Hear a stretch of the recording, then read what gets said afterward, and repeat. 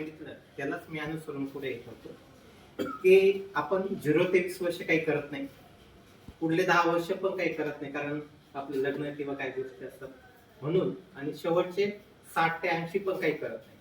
राहिला जो 30 ते 60 चा जो कालावधी, त्याच्यामध्ये साधारणतः 10,000 दिवस येतात.